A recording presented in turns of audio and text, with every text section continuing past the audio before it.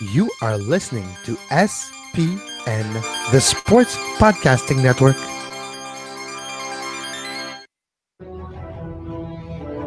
Termina هناك لشوارزنيجر.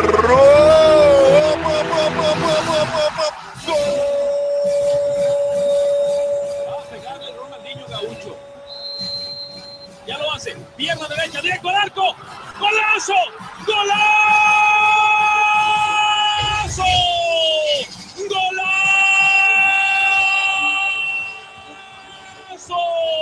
¡Golazo! This is Soccer Today, live on SPN Radio, your new live show about the beautiful game in all its glory, with Duane, Rollins and Kevin Laramee. MLS, EPL, La Liga, Champions League, all is fair game. Powered by the Sports Podcasting Network. Visit us at sportspodcastingnetwork.com. Good day, good night, and welcome to Soccer Today for Tuesday, July 18th. Major League Soccer is back tomorrow, as well as the Gold Cup quarterfinals starting tomorrow.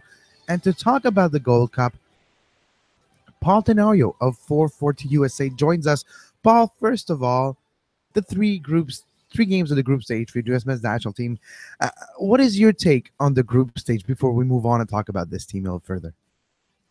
Well, I think we have to set forward kind of what the goals of the group stage were. I mean, a U.S. team came in and they were very clear that the expectation going into this group stage obviously is to advance. I mean, I think that goes without saying, but Bruce Arena meant to come into this tournament with a chance to look at some players that are in the fringes of the national team and see whether they deserve a bigger role with the U.S. and whether they could play their way onto the World Cup roster. And I think if you look at the group stage in that framework, I think it was a success. I think that we got to know a little bit about certain players within this pool and whether or not that they deserved a chance to come in the World Cup qualifiers in the fall and whether they have a real legitimate shot to compete for a roster spot in Russia.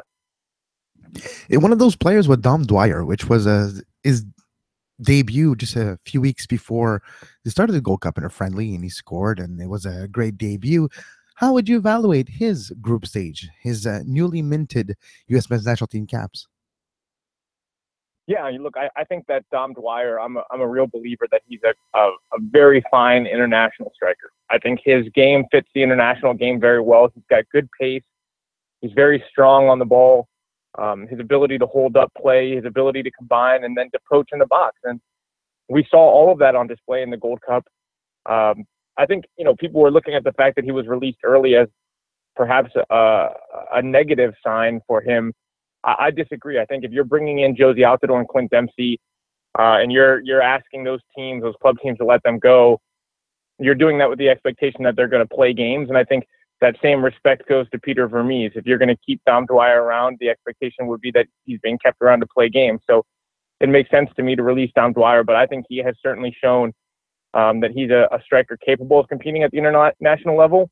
And I think when we look at the U.S. national team pool, the four strikers that stand at the top in my mind are Josie Altidore, Bobby Wood, Clint Dempsey, and Dom Dwyer right now. Panama, Martinique, Nicaragua was the consistent of the Group B with the United States. The United States won by goal differential, by goals four, actually. By 1 goal, 4 more. They won over Panama. Panama, an up-and-coming country in CONCACAF. What did you think about Panama? And were you a bit worried after the first few results for the United States? No, I think Panama was always going to be the toughest team in that group. They're always a very competitive team in CONCACAF. They're right there on the fringes when you look at, obviously CONCACAF is led by U.S., Mexico, and Costa Rica. And I think Panama is the fourth team right there and has proven that to be maybe the step ahead of Honduras for that fourth spot. I think certainly the U.S. would have wanted more emphatic results in these games. There's no doubt about that. But I think when you're playing different formations and changing out entire teams, and in my mind, actually sacrificing some things tactically to get some players on the field and get a look at them, sometimes the results become somewhat secondary to evaluating individual performances. For example, I thought in the second group stage game, playing two defensive midfielders in the formation and not having any sort of playmaker on the field to facilitate between the forward line and the back line really hurt the U.S., but I think Bruce Arena wanted to get a look at both of those defensive midfielders, especially Christian Roldan. So you can see that there was that balance being struck. Now, all that being said, I don't think it was good enough. I think the U.S. understands it wasn't good enough. Bruce Arena certainly wouldn't be happy with the way that the results played out. But right now, going into the knockout stages, results become that much more important and certainly become more of the focus, because at this point, the goal is to win the tournament, and that's how the U.S. is going to play going forward.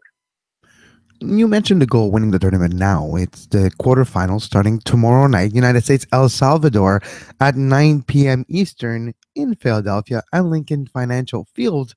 First game before that, Costa Rica, Panama, which should be an amazing game as well. But let's talk about El Salvador and the United States for a second. The United States has a big contingent of players coming in. They took advantage of all the opportunities they had. They made 6 change. How is this roster going to be different? Now you got the Michaels, you got the Josies. How will this team be more dangerous than the one we saw in the group stage? Well, I think, first of all, I mean, obviously they bring in their best striker in the pool. I'm a firm believer that Jozy Altidore is the best striker in the U.S. national team pool, despite the fact that he has plenty of detractors. I think it's very unwarranted.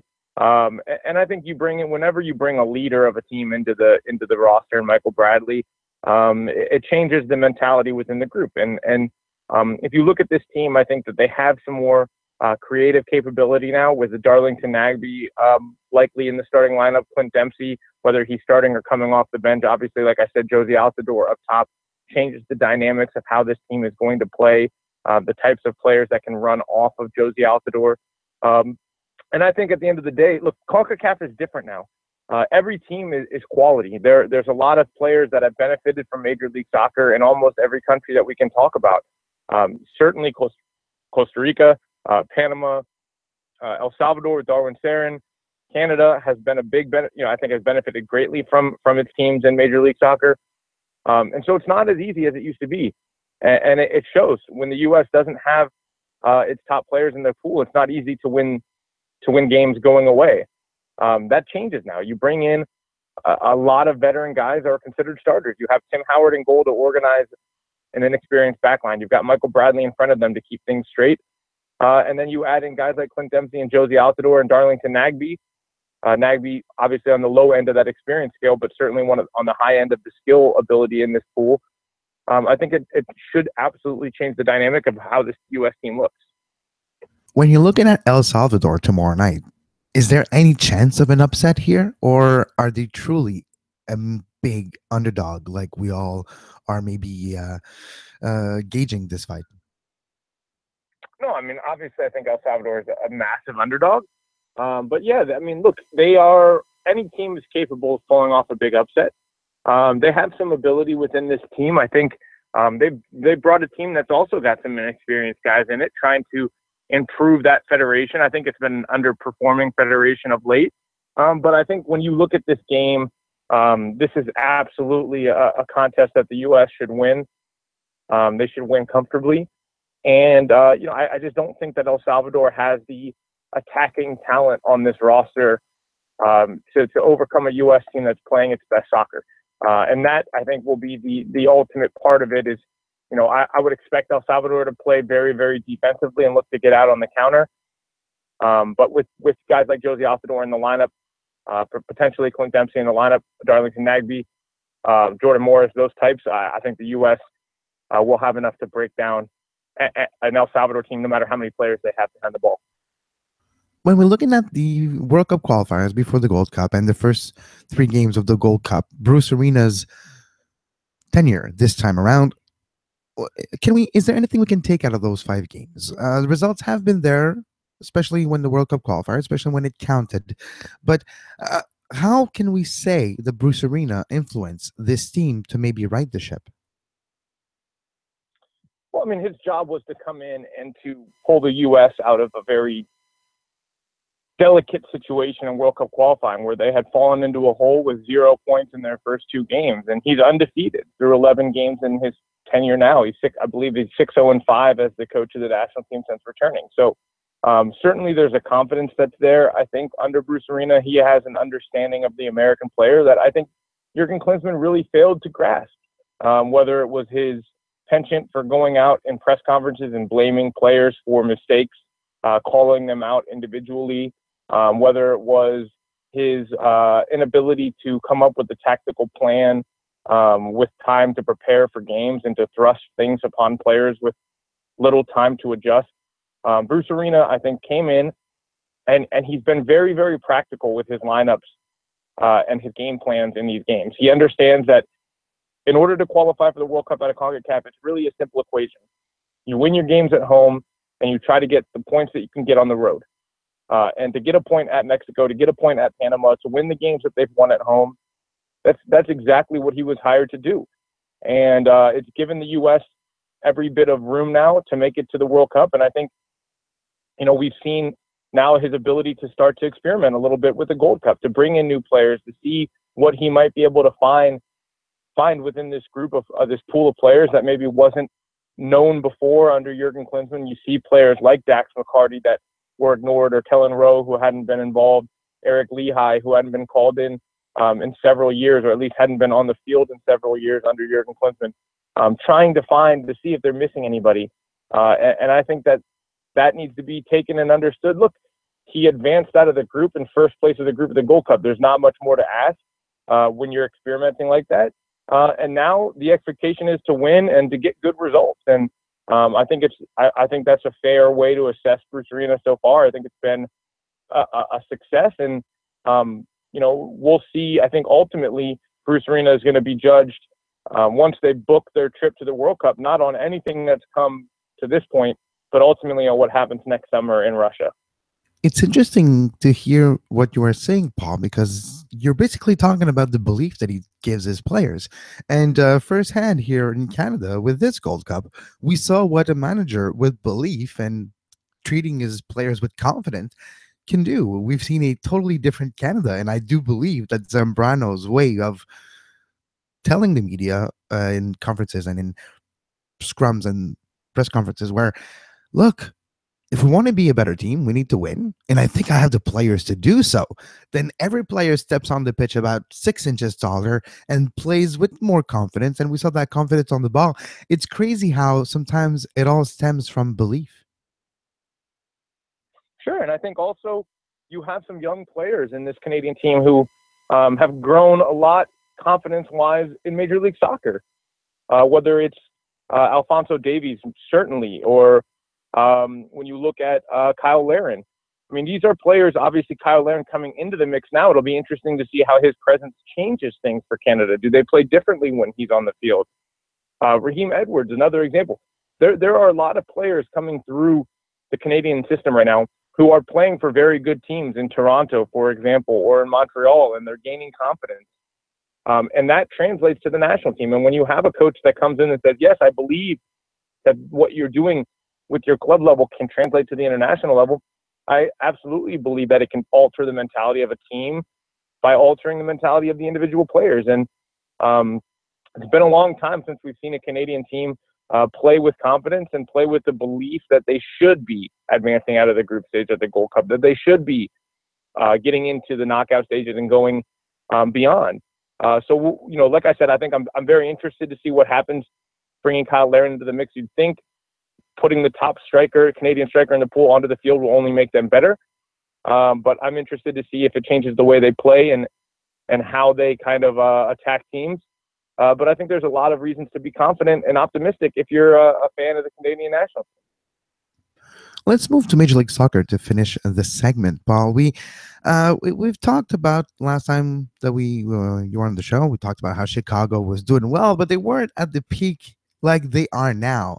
Chicago Fire, right now, leader of the Supporters Shield race, quite a turnaround from 6 months ago.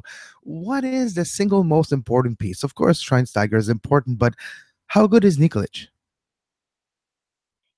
Yeah, I mean, I was talking to somebody about this the other day. I think, for me and from my perspective, when it comes to changing the locker room and changing the culture of the team, Dax McCarty has been the most important addition to the team of any. But you cannot ignore the fact that they have the leading goal scorer in Major League Soccer. I mean, at the end of the day, this game is about scoring goals. And Nemanja Nikolic has been every bit the pure goal scorer they hoped he would be. You give him 3 chances in a game, and he's going to put at least one of them away, and probably 2. There's only been one game this season where I saw him have 3 chances and miss all 3. And I think that is an invaluable part of what this team has been able to do, because when you have a guy like that scores that consistently, it changes the way teams have to play against you. It gives more space for guys like David Accam, who, by the way, may be underrated for what he's doing this season. I mean, he's one of the league leaders in goals and one of the league leaders in assists. I think he's a top 5 player in this league right now. It gives ability and confidence to players like Luis Soloniak, who's been far better than we've ever seen him in Major League Soccer, and Michael DeLue. And then, of course, behind that, you have Schweinsteiger and McCarty. So there's so much that's gone right. But I think at the end of the day, when you have a goal scorer who is so consistent and so deadly, you have to look at him and say, when it comes to results on the field, Nemanja Nikolic has been kind of the biggest factor for the Fire this season. Last year when Chicago came to Montreal and we were doing the post-game press conference with head coach Pavlich, I was impressed. I have to say, I think he was the youngest coach in the league at that point. I think he still is. But his way of talking about his players, like, he's a player's coach, right? He's not far removed from being a player himself, so he has that attitude. But I truly was impressed. And for me, he was making me think of John Herdman on the national team side for the women in Canada. Here had a national team head coach, and I really felt the same sense where he was probably the good head coach, the right head coach at that moment, to lay the grassroots work that will lead up to what happened in the offseason with the recruitment, basically, and the great beginning of the season this year. I truly feel that out of all that's going on in Chicago, the head coach is not getting enough credit. Yeah, look, I think Veljko Paunovic has been he's had a vision for how he wants to play, and I think last year the players on the field weren't good enough to fulfill that vision. And I think sometimes a coach needs to recognize when they have the pieces to do what they want to do, and I think at times kind of sacrifice a little bit what their ideals are to try to get results. This year, he has very, very good players. And so his goals of being flexible tactically fit much better when you have a team of very smart veteran players on the field that are capable of playing in a 4-2-3-1 or a 4-3-3 or a 3-5-2. They've come out in so many different looks over the course of the season and adjusted things as games go on in order to combat what other teams do or to take advantage of a tactical weakness that they see. And I think I wasn't confident that mentality of being tactically flexible versus having one system was going to be something that worked in Major League Soccer. But Veljko Paunovic really did believe in that. And I think with the team that he's had that's capable of doing it, it's proven to be a big part of what this Fire team is all about and why they are so good. They're able to change the way they play in certain games to adjust to the strengths or the weaknesses of the teams that they're playing. And it's been a big reason why they've been so good. And I think the credit for that goes to Veljko Paunovic. It's his vision. Now, Paul, the All-Star game in about 2 weeks, well, exactly 2 weeks, is in Chicago. What are you looking forward the most of all the activities during the weekend? Look, I mean, I think All-Star Week's always a fun amount of time. I always just enjoy seeing all of my colleagues from around the country coming in to a city and having a good time. And, that's what it's about. It's a celebration of the league. It's a celebration of, of the beautiful game. You're playing against a team in Real Madrid that's in preseason. I think it's a kind of a lose-lose if you look at the result for Major League Soccer. If they win, everyone says, oh, Real Madrid is in preseason. Obviously, they're not as good as Real Madrid. If they lose, and especially if they lose by multiple goals, it's, oh, look how far MLS still has to go to catch up to the rest of the world. So you can't look at this game as any kind of, marker of where Major League Soccer is, because you're going to lose that narrative to a small group of fans that have already decided what that narrative is. So in my perspective, you just try to enjoy the week and enjoy seeing your friends and celebrating a beautiful game. What's going on at 442 USA? Every day we have something new. Obviously, I had my column up yesterday, and We last month had our ranking of the top coaches in North America. If you haven't had a chance to check it out, I absolutely would. But I think one thing that's unique about what we do at 442 is that we have multiple pieces of new content up every single day. So if you're not keeping an eye on or following us, you can find us on Twitter at 442USA. Same with on Facebook, 442USA, and obviously just find us on the web, 442.com/US. There's always something to read if you're an MLS fan, if you're a U.S. national team fan, if you're interested in soccer in North America. Paul, I'll see you in 2 weeks, and thank you very much for your time today. Sounds good. Thanks for having me on, guys. We'll be right back after the break.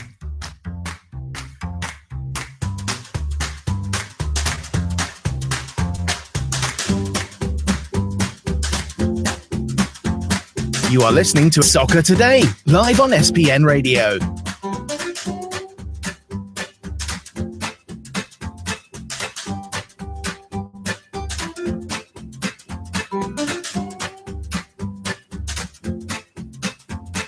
Visit sportspodcastingnetwork.com for more. And we're back. I'm Kevin Laramee. This is Soccer Today. You can follow me on Twitter at Kev Laramee. On Facebook, facebook.com/Kev Laramee. Shocking, right? Guess what my Instagram nickname is? You guessed it. At Kev Laramee. This morning, there was a kind of like the half-season scrum by Adam Braz. And basically what came out of it, most newsworthy quote that came out of it is, we're going to get probably another defender.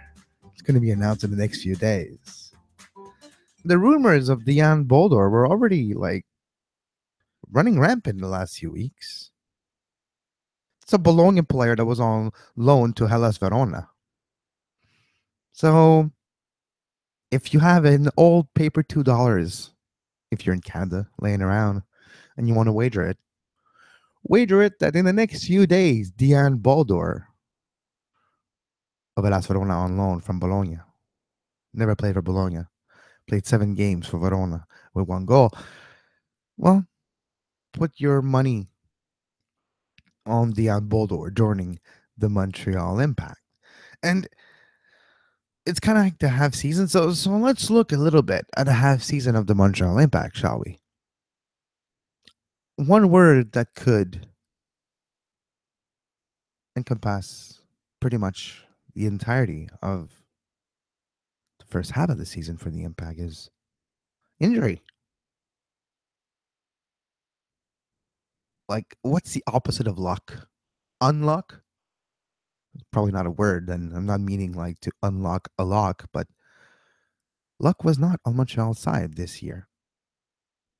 But you still have some positives. It's unfortunate. Andres Romero still has now an injury problem. Another setback. This time around, it's the thigh and the knee, and it's kind of normal, too.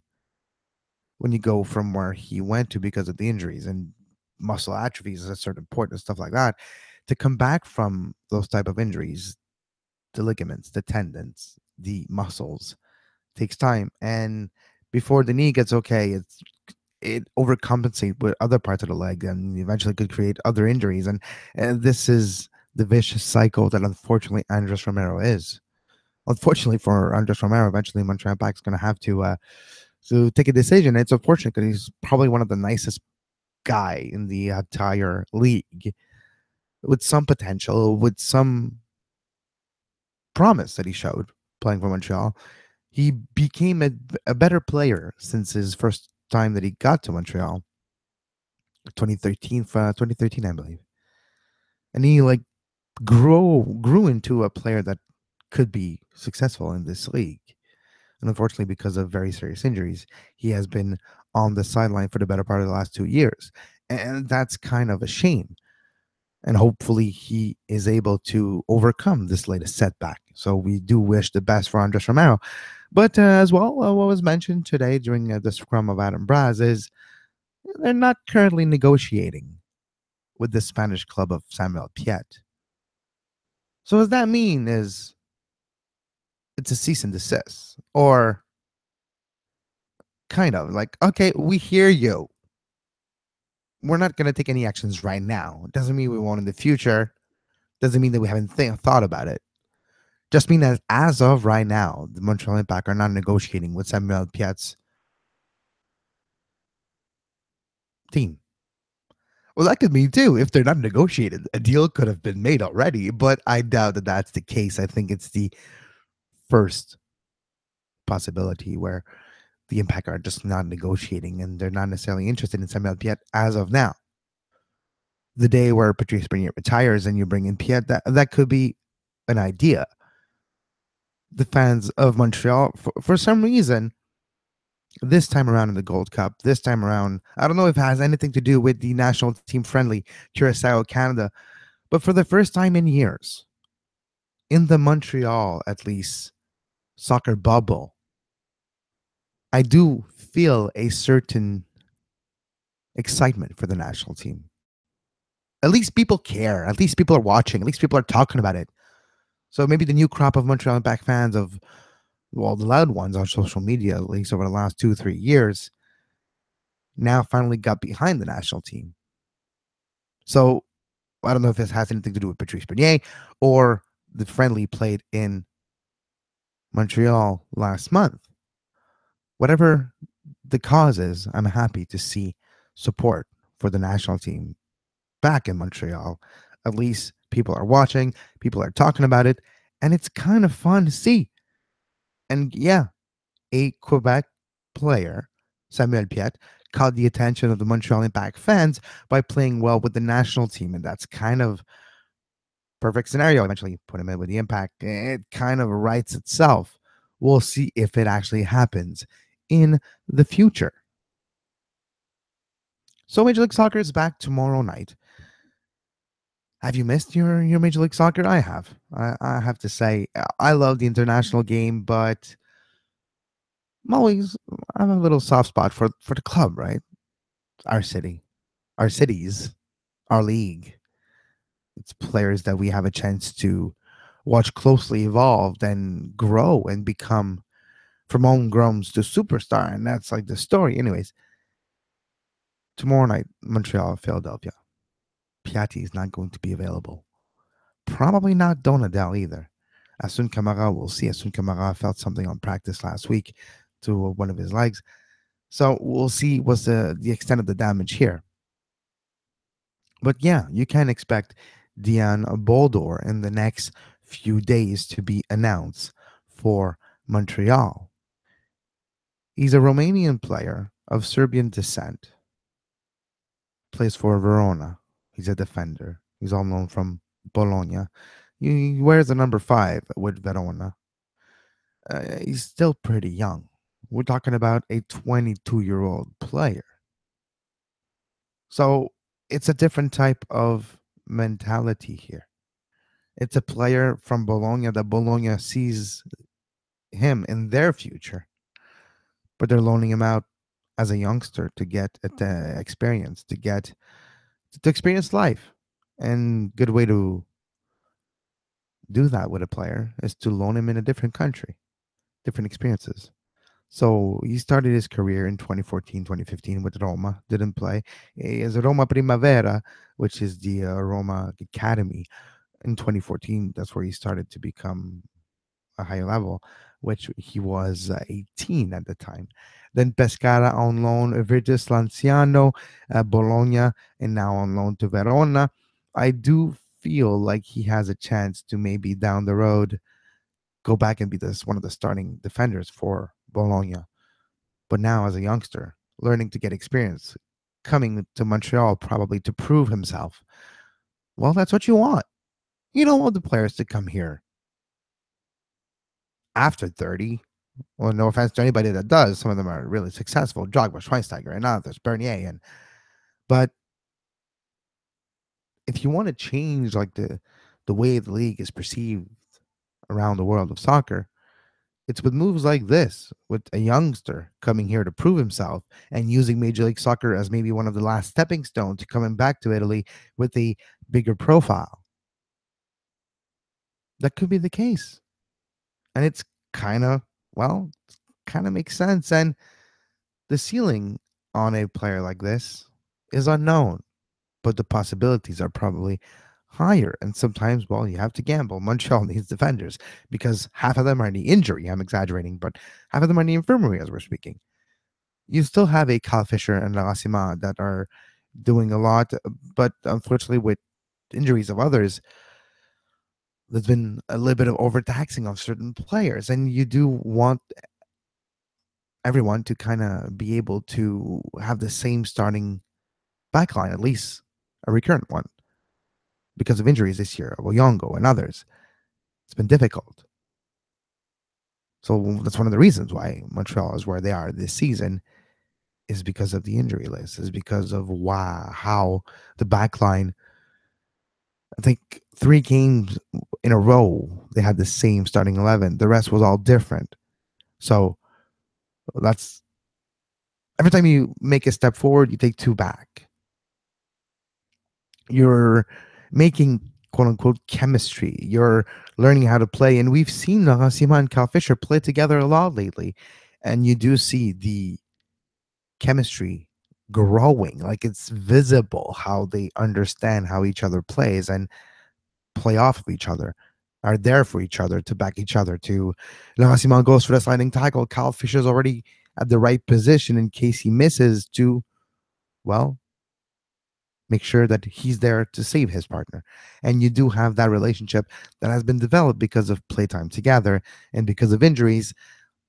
The entire backline has not had a lot of playtime together, and the entire team hasn't had a lot of playtime together. And players are overtaxed, played out of position, and this is all due to just injuries and bad timing of injuries, and players at the same position being injured at the same time. So, unfortunately, Montreal's goal has a big task in front of him to bridge that gap.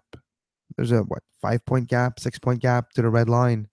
Bridge that gap and maintain that position to be in the fight down the road and go into the playoffs with momentum. That's how this league's work. We saw it last year with Montreal. We're going to see this year again. I don't know if Montreal. We'll see with another team that's going to get hot in the next few weeks. Carry this momentum up until the end of the season, going into the playoff with that momentum and maybe creating surprises. We've seen this happen time and time again in Major League Soccer. The LA Galaxy used to be the best of that. Dynamo, too, right? Back when 2012, 13, 14. Montreal, Toronto did it last year. Seattle famously did it last year. They were exactly where the Impact were as of right now in the season. So it is always possible. And if you're a Montreal Impact fan, panic button, like, do not press it. You can even close the lid. Not even ready to be close to that panic button yet, because we're getting close to crunch time. And soon enough, Montreal's going to have to get on a roll and carry that momentum to the playoffs if they want to achieve what their goal is, which is to make the playoffs. But we're still in July. We're still mid-July. We haven't been to the All-Star game. It actually really starts after the All-Star break in Major League Soccer, in that momentum gaining fashion where there, slowly but surely, you create your starting 11, make sure that everybody's rested, everybody's fully formed and when you need them, and it's down the road. So hopefully the Piattis, the Donadel, the Camaras, the Romero, hopefully, are all back a few weeks' time, where it's really time to put results together to get back up in the standings. Once again, I'm Kevin Laramee. You can follow me on Twitter at Kev Laramee, and follow the show at Soccer Today SPN and the network at Sports Pod Net. You can find every on-demand version of the shows we do here of the network at sportspodcastingnetwork.com and on iTunes, Google Play Store, anywhere you get your podcasts. Just look for the Sports Podcasting Network. And as always, until tomorrow, I'm Kevin Laramee, and have a great soccer.